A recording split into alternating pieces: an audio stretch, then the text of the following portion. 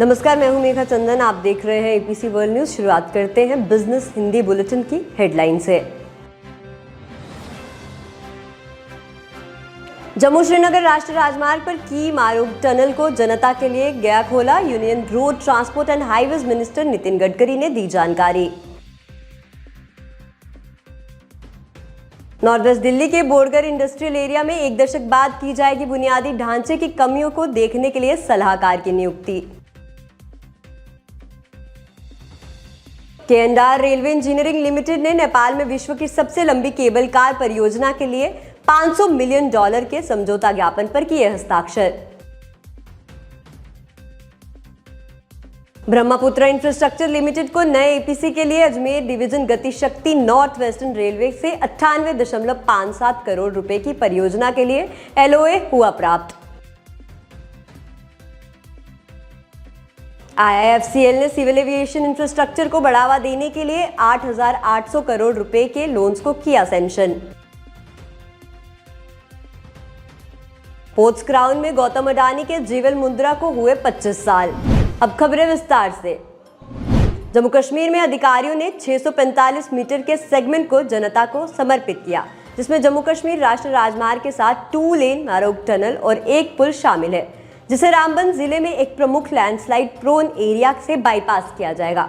वहीं इस पर बोलते हुए यूनियन रोड ट्रांसपोर्ट और हाईवेज मिनिस्टर नितिन गडकरी ने अपने सोशल मीडिया हैंडल पर इस सेगमेंट के पूरा होने की घोषणा करते हुए कहा कि ये नया रास्ता दूरी 200 मीटर तक कम कर देगा और यात्रियों को सीताराम पस्सी लैंडस्लाइड प्रोन एरिया को बाईपास करने में भी मदद करेगा। दिल्ली गवर्नमेंट ने नॉर्थ वेस्ट दिल्ली के बोरगढ़ इंडस्ट्रियल एरिया के विकास और प्रबंधन में महत्वपूर्ण बुनियादी ढांचागत कमियों की पहचान करके मदद करने के लिए एक सलाहकार की नियुक्ति करने का निर्णय ले लिया है। राजधानी में 29 इंडस्ट्रियल पॉकेट्स क्षेत्रों में से एक बोरगढ़ की स्थापना 1 दशक पहले ही की गई थी, लेकिन इसके केवल 5% क्षेत्र में ही फंक्शनल इंडस्ट्रियल पॉकेट्स क्षेत्र हैं।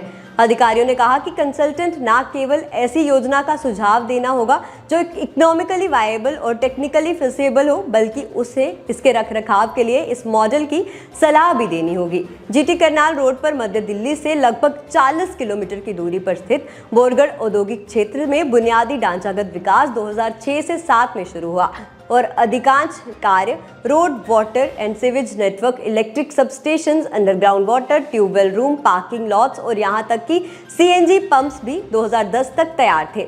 वहां 4,460 अवेलेबल प्लॉट्स में से 3,917 अलॉट किए जा चुके हैं, जिनमें से 3,386 पर कब्जा है। Delhi state industrial and infrastructure development corporation यानी कि DSIIDC के अनुसार अब केवल 230 औद्योगिक इकाइयां कार्यरत हैं, जबकि 125 निर्माण के विभिन्न चरणों में हैं। वहीं एक अधिकारी ने कहा कि उन्होंने बोरगढ़ औद्योगिक क्षेत्र की उपलब्ध विभिन्न बुनियादी सुविधाओं का आकलन करने और उद्योगों को स्थापित करने की आवश्यकताओं को समझकर महत्वपूर्ण बुनियादी ढांचे के अंतराल की पहचान करने के लिए एक सलाहकार को शामिल करने की प्रक्रिया शुरू कर दी है। हैदराबाद स्थित और बॉम्बे स्टॉक एक्सचेंज में लिस्टेड एक leading EPC company K and R rail engineering limited ने नेपाल में दुनिया की सबसे लंबी केबल कार परियोजना को इम्प्लीमेंटेशन के लिए फॉर्मली एक समझौता ज्ञापन यानी कि MOU साइन किया है, जिसकी एस्टिमेटेड वैल्यू $500 मिलियन है और इसे गवर्नमेंट ऑफ नेपाल की ओर से नामित MS मुक्तिनाथ दर्शन प्राइवेट लिमिटेड के सहयोग से किया गया है। यह महत्वाकांक्षी पहल नेपाल के गंडाकी प्रांत में स्थित पवित्र मुक्तिनाथ टेम्पल को जोड़ेगा। के&आर रेल इंजीनियरिंग लिमिटेड के प्रेसिडेंट मिस्टर कालरा ने इस परियोजना के लिए अपना उत्साह व्यक्त करते हुए कहा कि नेपाली सरकार ने पहले ही इस प्रयास के लिए सभी आवश्यक चीजों को मंजूरी दे दी है। के&आर रेल इंजीनियरिंग लिमिटेड 84.32 किलोमीटर लंबी पैसेंजर केबल कार लाइन का निर्माण करेगी, जो विश्व स्तर पर अपनी तरह की सबसे लंबी लाइन बनने वाली है। ब्रह्मपुत्र इंफ्रास्ट्रक्चर लिमिटेड को JCC इंफ्रा प्रोजेक्ट्स और BIL जॉइंट वेंचर में नाम से अपने संयुक्त परिचालन में एक नए EPC के लिए अजमेर डिवीजन गति शक्ति नॉर्थन वेस्ट रेलवे से 98.57 करोड़ रुपए की परियोजना के लिए लेटर ऑफ अवार्ड यानी कि LOA प्राप्त हुआ है।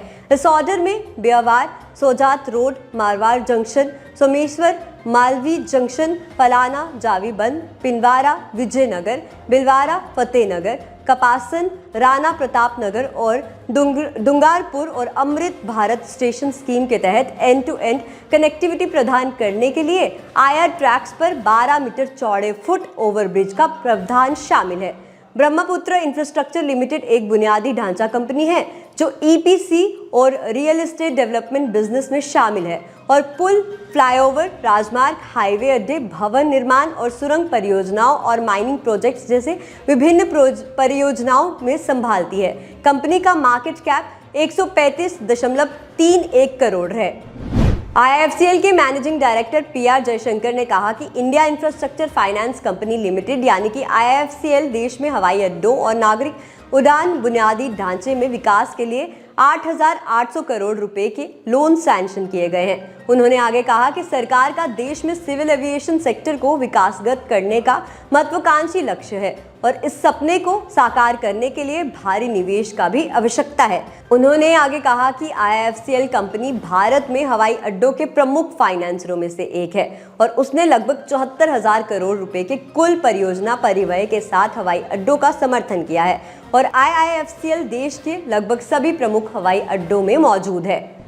मुंद्रा पोर्ट से राष्ट्रीय राजधानी क्षेत्र दिल्ली, गुजरात, पंजाब, राजस्थान, हिमाचल प्रदेश और मध्य प्रदेश सहित देश के पश्चिमी, मध्य और भूमि से घिरे उत्तरी भीतरी इलाकों तक की सेवा की जा सकती है। ये वेस्टर्न डेडिकेटेड फ्रेट कॉरिडोर और दिल्ली मुंबई इंडस्ट्रियल कॉरिडोर से भी जुड़ा हुआ है।